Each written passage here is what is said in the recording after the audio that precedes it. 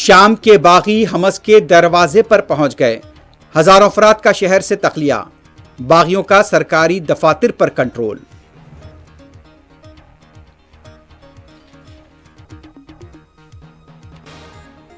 बशर उल असद मुल्क में ही मौजूद हैं, हुकूमत की वजाहत। शाम के सदर ने बातचीत की पेशकश को नजरअंदाज कर दिया था, तैयब उर्दुगान का रद्देअमल।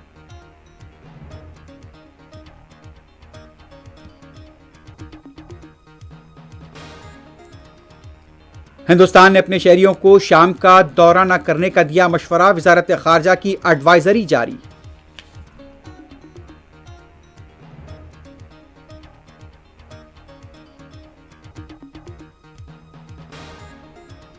महाराष्ट्र असेंबली के खुसूसी इजलास का आज से आगाज। पीर को स्पीकर का होगा इंतखाब।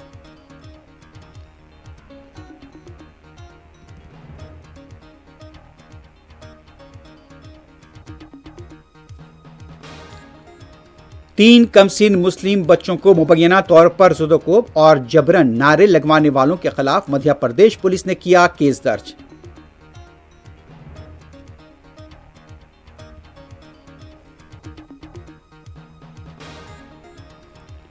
तेलंगाना के यादाद्री में कार नहर में गिर गई, 5 नौजवान हलाक।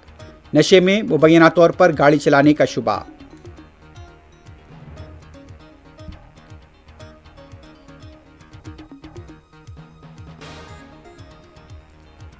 गाजा पट्टी में यहूदी फौज ने मजीद 60 फलस्तीनियों को शहीद कर दिया, दर्जनों जख्मी।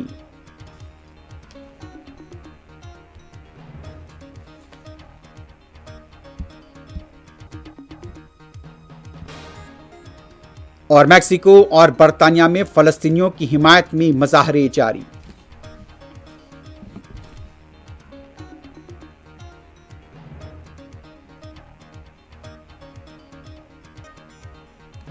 सुर्खियां आपने देखी है, बढ़ते हैं खबरों की तफसील की तरह। सबसे पहले बात करते हैं शाम के हालात की। शाम में बागियों की तरफ से कई इलाकों पर कब्जा किए जाने का दावा हुआ है और इस सिलसिले में यह बताया गया है कि हलब अदलीब के बाद देर अल ज़ोर पर भी जिस तरह से इत्तलात मिल रही है कि वहां पर बागियों ने अपना कंट्रोल बनाया है। दर्रा के इलाके से खबर मिल रही है कि वहां पर भी बागियों ने अपना कंट्रोल कायम किया है और अब यह इत्तलात है कि बागी जंगजू हमस की तरफ बढ़ रहे हैं। बागियों की तरफ से जो इंटरनेट के ऊपर जो यहां पर बयानात आए हैं उसमें यह कहा गया है कि हम हमस के दरवाजे पर पहुंच गए हैं। हमस के आसपास के इलाकों से बाज़ मकामात पर लड़ाई की इत्तलात है, तो दूसरी तरफ सीरियन ऑब्जर्वेटरी की तरफ से यह इत्तलात सामने आ रही हैं कि शामी फौज हमस के इलाकों से पीछे भी हट रही है।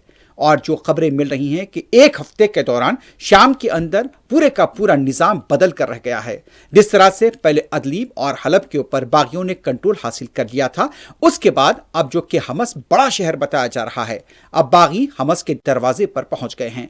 बशर उल असद को लेकर यह कहा जा रहा है कि बशर उल असद की गिरफ्त कई इलाकों पर कमजोर हो गई है और जो इंतजामी इदारे हैं वहां पर भी बागियों का कंट्रोल हो गया है।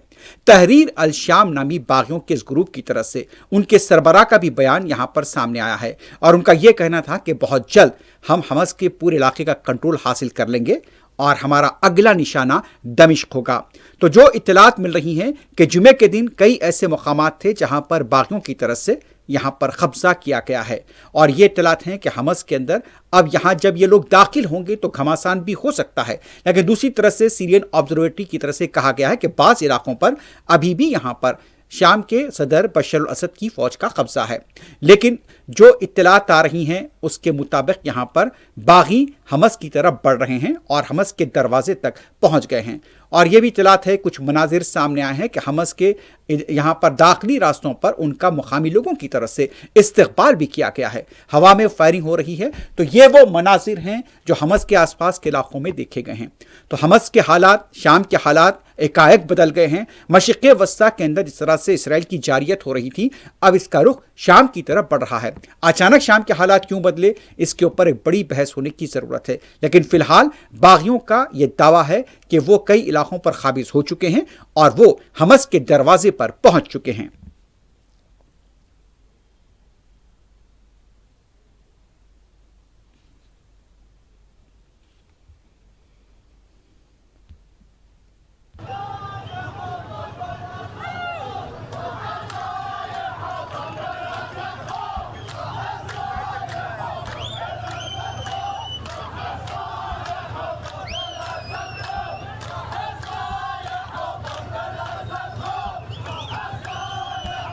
هاي شباب حمص، هاي شباب حمص، ما شاء الله ما شاء الله، هاي رجال حمص.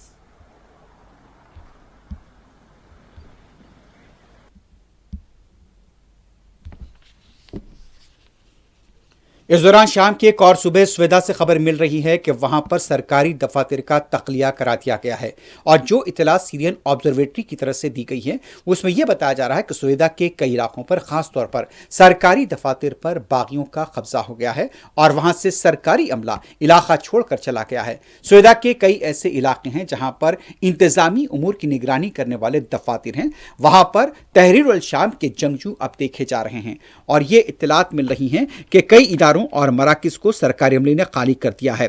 दूसरी तरफ यह भी बताया गया कि पुलिस और बास पार्टी जो कि बशर अल असद की पार्टी है उसके रहनुमाओं ने भी वहां पर अपना घरों को छोड़ दिया है। तो यह सुवेदा का इलाका है, शाम का एक बड़ा सूबा, यहां पर भी बशर अल असद की गिरफ्त पूरी कमजोर दिखाई दे रही है।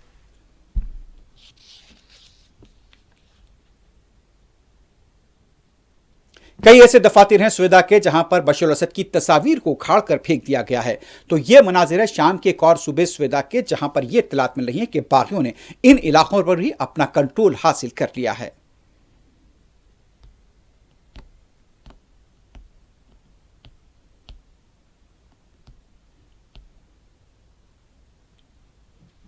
इस दौरान ऐसी इत्तलात मिल रही हैं कि हजारों की तादाद में लोग शाम के जंग से मुतासरा इलाकों से छोड़कर जा रहे हैं और जो इत्तलात हैं कि अब तक यहां पर एक हफ्ते की लड़ाई में 800 से ज्यादा लोगों की मौत हो चुकी है। कई ऐसी सड़कें हैं, हमस से भी हजारों लोगों की यहां पर नकल मकानी हो रही है और इस दौरान में तकरीबन 1.5 लाख लोगों की नकल मकानी की इत्तलात मिल रही हैं। सड़कों पर ट्रैफिक भी जाम देखी जा रही है और जिस तरह से इत्तलात है कि यहां पर शाम के हालात इस वक्त कहें यहां पर कशीदा बताए जा रहे हैं।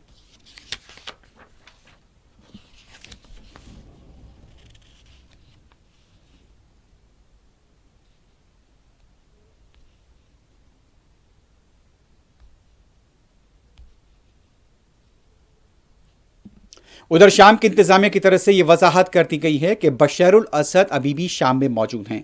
ये इत्तलात और ऐसी अफवाहें गश्त कर रही थी कि बशर उल असद शाम छोड़कर जा सकते हैं। जिस तरह से बागियों की पेशरफ्त हो रही है, हलब के बाद उसके बाद अदलीब, फिर हामा और अब हमस की तरफ उनकी पेशरफ्त को लेकर ये इत्तलात हैं। जैसा कि बागियों की तरफ से यह दावा किया गया है, तहरीर अल शाम के बागियों ने दावा किया था कि वो दमिश्क की तरफ भी बढ़ जाएंगे।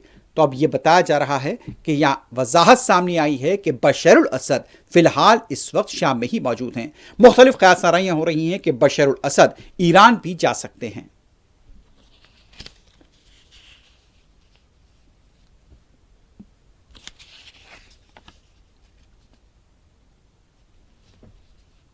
इस दौरान तुर्की के सदर रजब तैयब एर्दोगान का शाम के हालात को लेकर रद्देअमल सामने आया है। उनका यह कहना था कि उन्होंने बशर असद को बातचीत की भी पेशकश की थी, लेकिन उन्होंने इस उम्मीद का इजहार किया कि शाम में मुसल्लह ग्रुपों की पेशकदमी मुश्किलात के बगैर जारी रहेगी। और तुर्की की वजारत खारजा ने एक बात इसकी तस्दीक की है। एर्दोगान का कहना था कि अदलीब, हामा और हमस यकीनन इसके बाद का निशाना दमिश्क है, यानी कि यह वाज़े इशारा दे दिया गया है कि तैयब एर्दोगान और तुर्की बागियों के साथ खड़े हुए हैं और यह भी कहा कि यह पेशकदमी मुश्किलात के बगैर जारी रहेगी। एर्दोगान के मुताबिक जब उन्होंने शाम के सदर बशर असद को मुलाकात की दावत दी तो उनकी जानिब से मुस्बित जवाब नहीं मिला। तो अब यह वाज़े हो गया है कि जिस तरह से शाम के जो हालात है और तहरीर अल शाम के बागियों को तुर्की की पुष्टपनाही भी हासिल हो सकती है।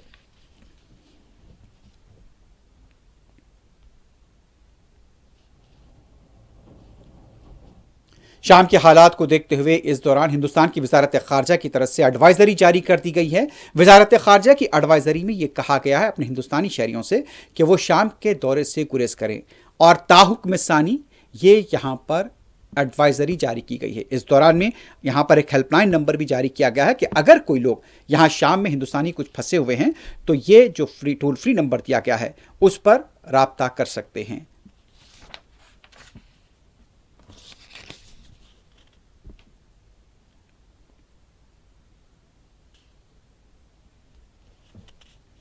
हरियाणा और पंजाब के सरहदी इलाके शंभू बॉर्डर के पास किसान अभी भी खड़े हुए हैं, लेकिन वहां पर बैरिकेड्स लगा दिए गए हैं। पुलिस पूरी तरह से नजर रख रही है। किसान तंजीम के लीडर पंडेर की तरफ से कहा गया है कि इंडिया और एनडीए इत्तेहाद दोनों एक जैसे हैं।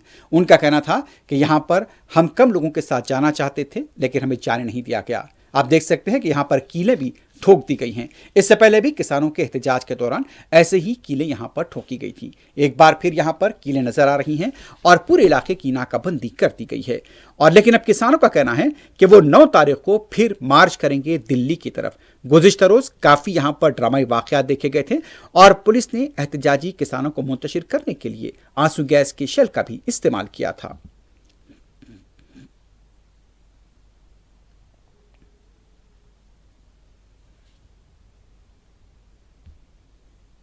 कि आज लगभग हमारा जो मोर्चा दिल्ली आंदोलन 2 है, उसको चलते हुए 299 दिन हो गए। कल इसका 300 दिन हो जाएगा। और जो हमारा खनौरी बॉर्डर पर जगजीत सिंह डल्लेवाल जी अमर अनशन जो है वो 12वें दिन में दाखिल हो जाएगा। अभी इसीलिए हम लोग जब इस तरह का निर्दयी पुनः केंद्र की मोदी सरकार दिखाती है, जो जुल्म करती है देश के निहत्थे और किसान और खेत मजदूर के ऊपर, तो फिर अपनी रिकवरी के लिए भी हमें समय चाहिए होता है। तो अभी 20 किसानों की जख्मी होने की पुष्टि हो गई है। अभी डिटेल और आएगी, सबसे मिल रहे हैं। कल जो घटना हुई उसमें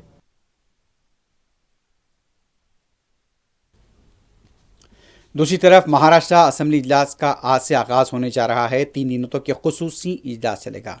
आज से इजलास होने जा रहा है और आज इजलास के पहले दिन प्रोटेम स्पीकर नौमुंतखबा अरकान असेंबली को हलफ दिलाएंगे। 9 तारीख के दिन यह बताया जा रहा है कि यहां पर स्पीकर का इंतखाब होगा। वाज़ेह रहे कि 288 रुकनी महाराष्ट्र की असेंबली में महायुति ने शानदार कामयाबी हासिल की है। देवेंद्र फडणवीस वजीर आला बन गए हैं। अजित पवार और एकनाथ शिंदे नायब वजीर आला हैं। अब देखना है कि यहां पर असेंबली इजलास के आगाज के बाद महाराष्ट्र के सियासी हालात कैसे होते हैं।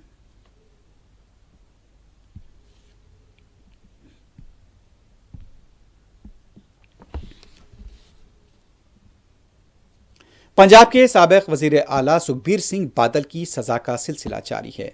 2007 से 2017 तक जब सुकूनी अकाली दल की हुकूमत थी, उस दौरान में उनके कुछ फैसलों को लेकर अकाल तख्त की तरफ से उन्हें सजा सुनाई गई थी। इसी के तनाजुर में गोल्डन टेम्पल में उनकी सजा की तकमील के लिए उन्हें लाया गया था।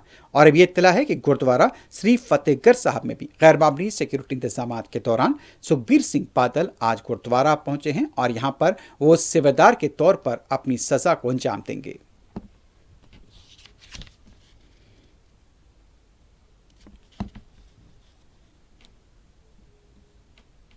मध्य प्रदेश के रतलाम में 3 मुस्लिम कमसीन बच्चों को जिस तरह से मुबैना तौर पर ज़ुदोकोब किया गया था और उनसे जबरन नारे लगवाए गए थे, और यह वीडियो वायरल होने के बाद पुलिस हरकत में आई है और अब बताया गया है कि कुछ लोगों के खिलाफ इस सिलसिले में केस भी दर्ज कर लिया गया है। इसका वीडियो वायरल हुआ था। बताया जाता है कि मानिक चौक पुलिस स्टेशन के ओहदेदार की तरफ से बताया गया है कि वीडियो के वायरल होने के बाद FIR दर्ज की गई है और यह भी कहा गया है कि मुलजिमीन को जल्द गिरफ्तार कर लिया जाएगा। और वीडियो के रतलाम में जो वीडियो मंजरेआम पर आया, एडिशनल एसपी राकेश खाका की तरफ से कहा गया है कि एक तबके की तरफ से इस सिलसिले में शिकायत दर्ज कराई गई थी कि कमसीन मुस्लिम बच्चों को यहां पर ज़ुदोकोब किया गया और उनसे जबरन JSR का नारा लगाने पर जोर दिया गया था।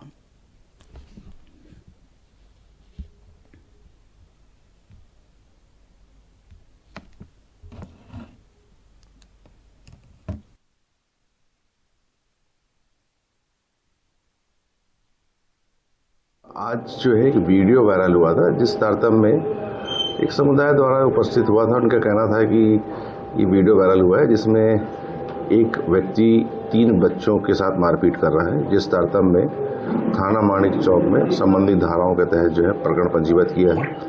आरोपियों की सरगर्मी से तलाश की जा रही है। पुलिस शीघ्र उनको अरेस्ट कर लेगी।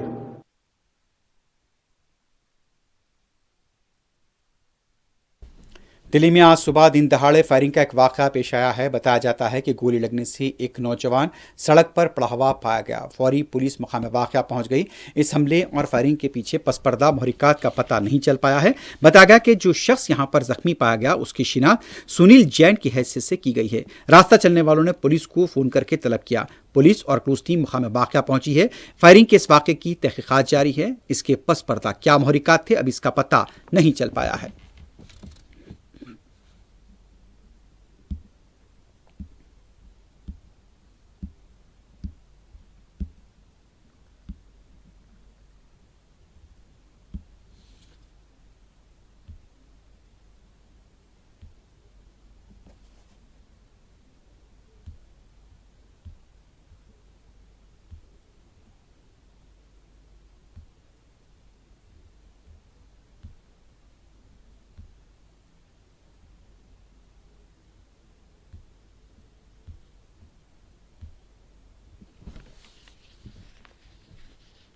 अब बात करते हैं मौसम की। कश्मीर से लेकर मुल्क के कई इलाकों में इन दिनों सर्दी की शिद्दत देखी जा रही है।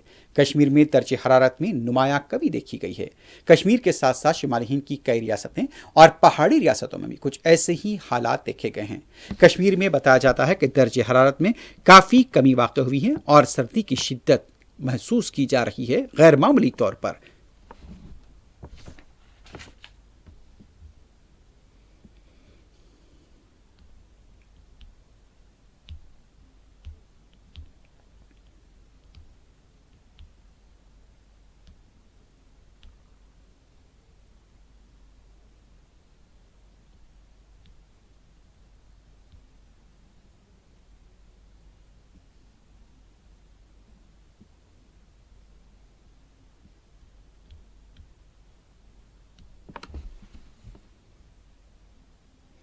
दूसरी तरफ अगर बात करेंगे दिल्ली की और मुंबई की, तो वहां पे भी कुछ ऐसे ही हालात देखे गए हैं। लेकिन सबसे पहले आपको लिए चलते हैं ताजमहल।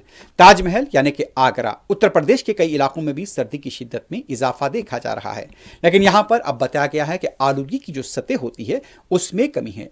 संगीन जुमरे से अब यहां पर आलूगी की सतह मोतदिल जुमरे में पहुंची है। लेकिन फिर भी आप देख सकते हैं कि ताजमहल के आसपास का इलाका कैसा महसूस हो रहा है।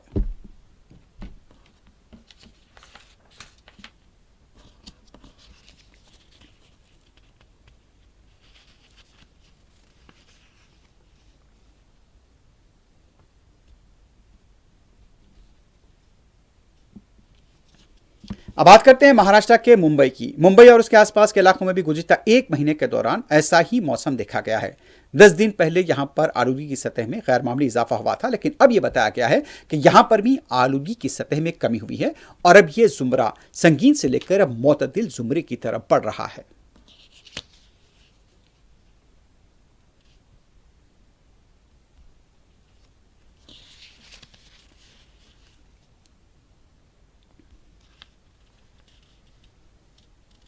दिल्ली की बात करते हैं। दिल्ली में भी कुछ हालात ऐसे ही देखे जा रहे हैं। दिल्ली की बात करें तो वहां पर भी अब यहां पर आलूगी की सतह मुतदिल जुमरे में देखी गई है।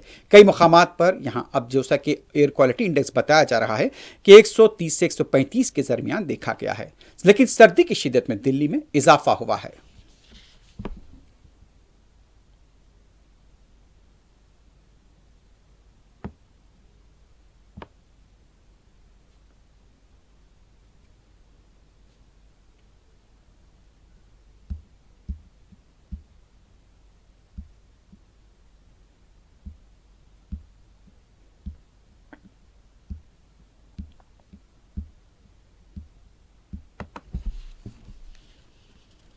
दिल्ली में जैसे ही सर्दी की शिद्दत में इजाफा होता है, सड़कों पर जिंदगी गुजारने वालों को शेल्टर होम भी मुंतकिल किया जाता है।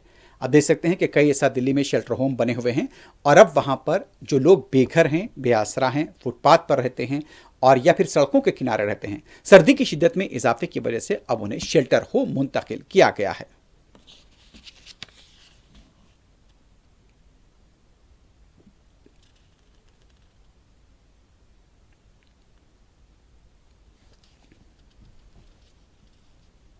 अब बात करेंगे तेलंगाना के येदाद्री की। एक खौफनाक सड़क हादसा हुआ है और इस हादसे में 5 लोगों की जान चली गई है। बताया जाता है कि यहाँ पर आज सुबह के अवरीन सातों में यह हादसा हुआ है और जलालपुर भूदान पोचमपल्ली मंडल येदाद्री भोंगिरी का ये इलाका है। यहाँ पर सुबह 4:30 बजे एक कार तवाजुन खोकर नहर में घिर गई है और इसकी वजह से 5 नौजवानों की यहाँ पर जान चली गई है। और जो लोग यहाँ पर हलाक हुए हैं उनकी शिनाख्त हर्षा, दिनेश, वंशी, बालू और विनय की हैसियत से की गई है और इन तमाम का ताल्लुक हैदराबाद के नवाही इलाके एलबी नगर की आरटीसी कॉलोनी से बताया गया है। लाशों को नहर से निकाला गया है और उन्हें पोस्टमार्टम के लिए करीबी हॉस्पिटल यानी कि भोंगीर के गवर्नमेंट हॉस्पिटल में मुंतकिल किया गया है।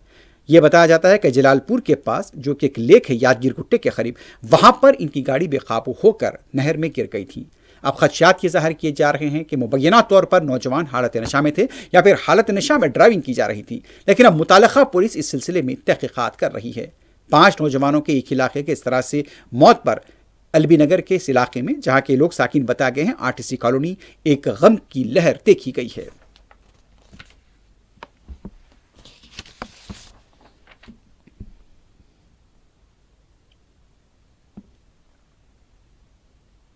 अब बात करते हैं गाजा पट्टी की। गाजा पट्टी के अंदर मुसलसल यहूदी फौज की बर्बरियत का एक और बदतरीन दिन गुजरा है।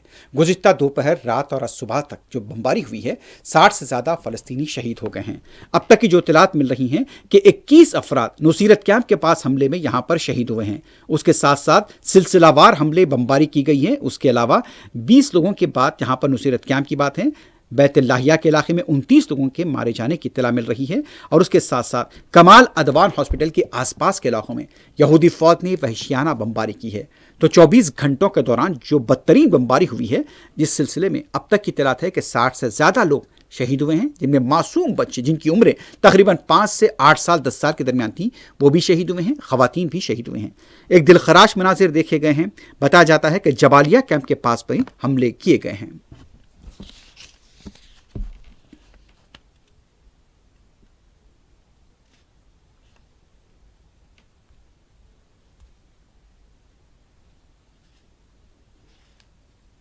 एक तरफ गुज़िश्ता रोज़ जिस तरह से यहूदी फ़ौज की बमबारी हो रही थी नुसीरत कैंप के पास, जुमे की नमाज एक जिस तरह से मस्जिद को वहाँ पर हमले में तबाह किया गया था, उसी हमले के अंदर लोगों का यहाँ पर ईमान देखे कि किस तरह से वहाँ पर जाए नमाजें वहाँ पर बिछाई गई और उसी मलबे की मस्जिद के अंदर जहाँ की मीनारें तबाह हो चुकी थी और इमारत तबाह हुई थी, वहाँ पर ही अल्लाह रब्बुल इज़्ज़त की बारगाह में ये लोग सजदरेज़ हुए और जुमे की नमाज यहाँ पर अदा की गई।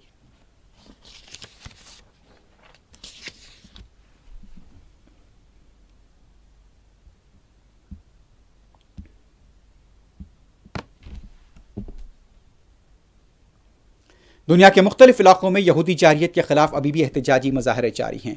मैक्सिको में एक बड़ा एहतजाज हुआ है और इस एहतजाज के दौरान फ़लस्तीनी परचमों के साथ मुजाहरा किया गया और इसराइली जारियत के खिलाफ नारेबाजी की गई। नेतन्याहू के खिलाफ भी यहाँ पर नारेबाजी की गई। सहाफ़ियों की तरफ से भी मैक्सिको में एहतजाज किया गया। जिस तरह से गाज़ा में कई सहाफ़ियों को मौत के घाट उतार दिया गया, वो शहीद हो गए और इसी तनाजुर में उस सहाफ़ियों के अफराद ख़ानदान से इज़हार इगानत भी किया गया।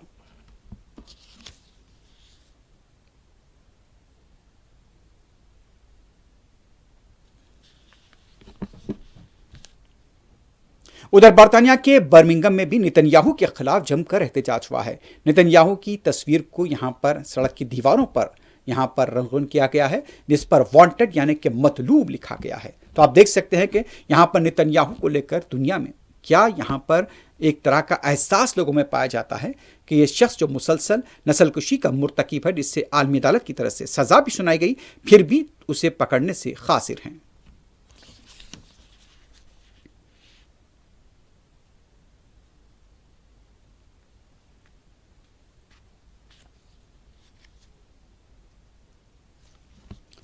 रूस ने यूक्रेन के बाज़ इलाकों पर हमला किया है। इस सिलसिले में कुछ तस्वीर सामने आई हैं। बताया जाता है कि यूक्रेन के ज़ापोरिज़िया रीजन में हमला किया गया, जिसमें 9 यूक्रेन के लोग हलाक हुए हैं, 7 जख्मी हुए हैं। बताया गया कि हमले के बाद कई इमारतों और गाड़ियों में आग भी लग गई थी।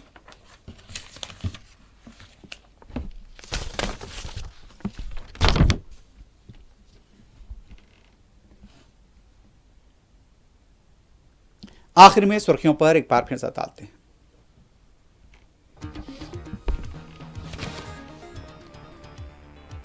शाम के बागी हमस के दरवाजे पर पहुंच गए। हजारों अफराद का शहर से तखलिया। बागियों का सरकारी दफातर पर कंट्रोल।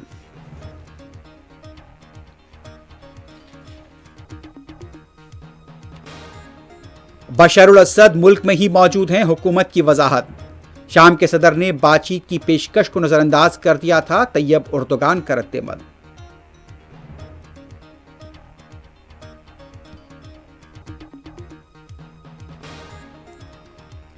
हिंदुस्तान ने अपने शहरियों को शाम का दौरा न करने का दिया मशवरा। वजारत खारजा की एडवाइजरी जारी।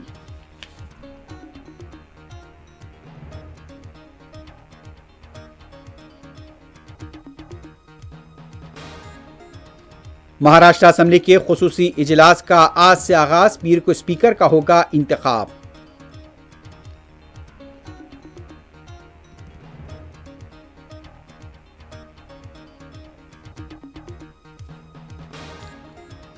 तीन कमसिन मुस्लिम बच्चों को मुबैना तौर पर ज़ुदोकोब और जबरन नारे लगवाने वालों के खिलाफ मध्य प्रदेश पुलिस ने किया केस दर्ज।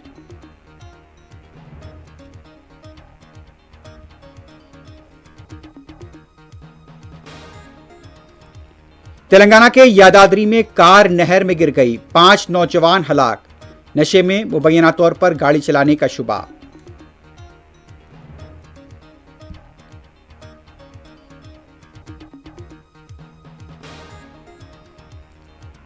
गाजा पट्टी में यहूदी फौज ने मजीद 60 फलस्तीनियों को शहीद कर दिया, दर्जनों जख्मी।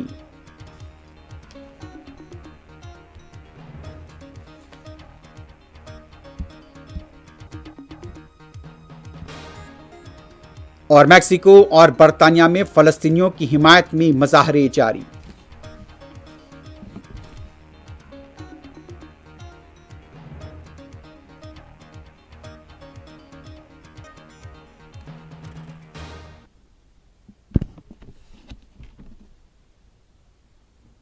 इसी के साथ ही न्यूज़ फर्स्ट अख्ताम को पहुंचती है। अल्लाह हाफ़िज़।